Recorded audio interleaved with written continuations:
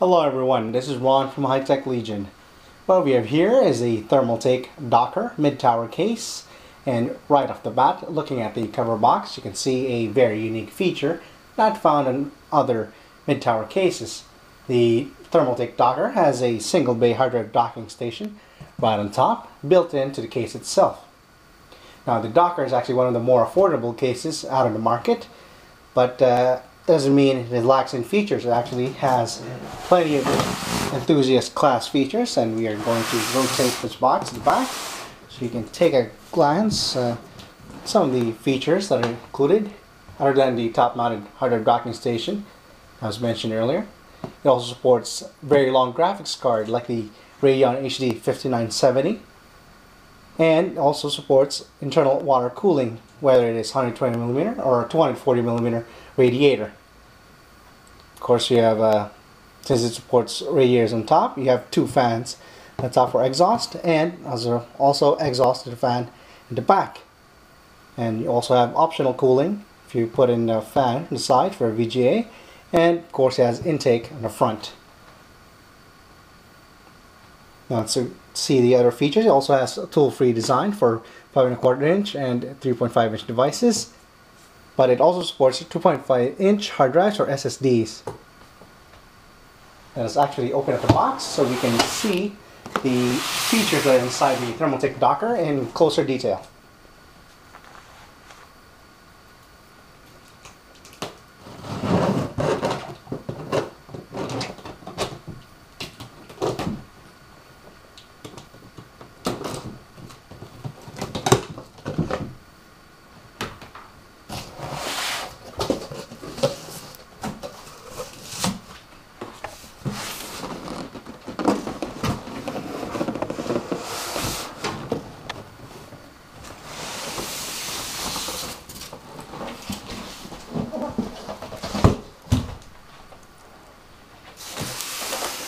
See there are two styrofoam protection on each side, and it's covered in plastic, and right underneath you can find the documentation for the Dokker.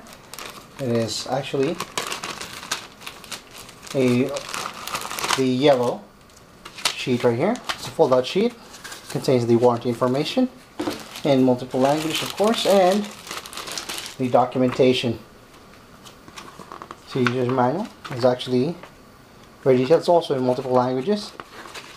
Shows in great detail how to install items inside, and just what components you can install. For example, it supports VGA up to 320mm long, and CPU cooler height limitation is 162mm tall. At the top of the Thermaltake Dokker, you can find the built-in hard drive docking bay, where the Dokker gets its name from. See, there is a dust covering for the 3.5 inch slot, while the 2.5 inch slot is exposed.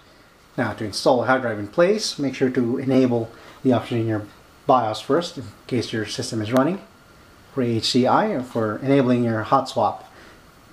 And to use it, take your hard drive, align the SATA connectors right here, align it with the 2.5 inch holes, and just simply press down. Now to take it out, just simply pull it out and you're good to go. At the rear you can find a series of ventilation holes. You can actually install a 120mm fan right here in the middle, while at the back you can install a 120mm or a 200mm exhaust fan. You can install a 120mm fan here and a 120mm fan there, so that means you can install a dual 120mm water cooling radiator. Here in the front panel you can see there are 4 5¼ inch drive bays, and the entire front is actually perforated for high airflow. You have your power button here on the right, as well as the reset button.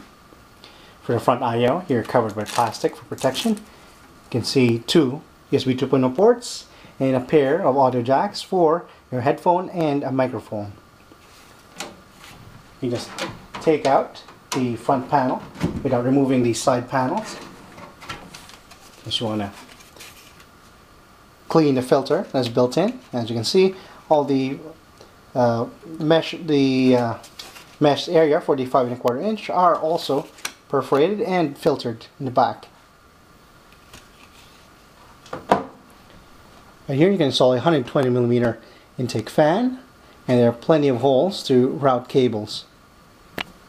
The right side panel is plain except for the recessed handles for removing the side panels. At the rear you can find a 120mm exhaust fan, pair of water cooling holes that are grommeted, an optional lock for your peripherals connected to the rear I/O.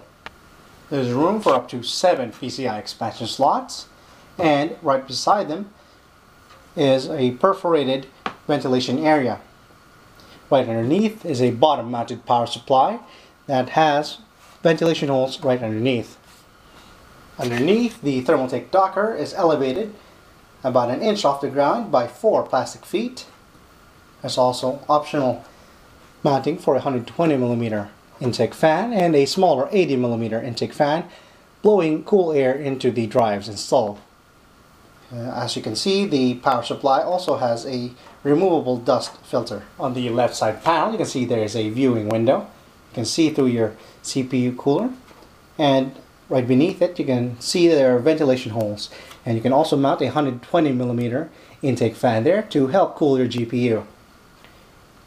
There is a small recessed area here to pull out your side panel when you remove it, and to remove the side panel you can use thumb screws. Just simply screw it out with your thumbs. You don't need to use any tools, and just pull it out.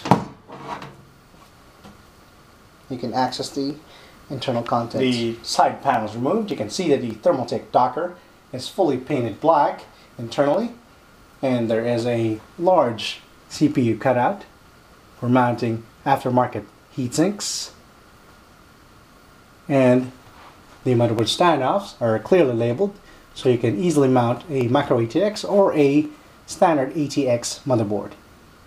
Also, routing holes for your cables. And since the Thermaltake Dokker is mostly tool-free, as you can see here, mounting 2.5-inch drives or 3.5-inch drives, just simply use these. But Thermaltake also provides some accessories in the packet, and just a quick look what these contents are. You have some cable management ties, speaker for your motherboard, long screws for fans, motherboard standoffs,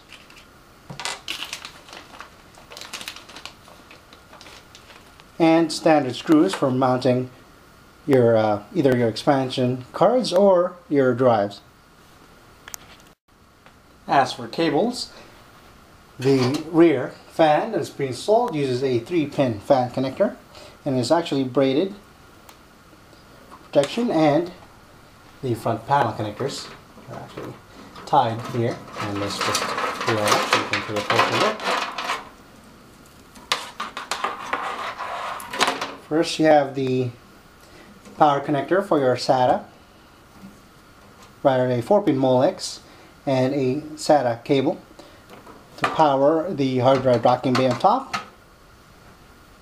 Little note that the 4-pin Molex is actually shorter, so you might need, but that's not bad considering that the 4-pin Molex connectors from your power supply can actually reach this area without a problem. And the other connectors are, here you have a USB 2.0 cable. See, it is flattened, and here for the LED and the power switches, clearly labeled. This green one is the power switch, reset switch here with the black and white, and your power LED and your hard drive LED.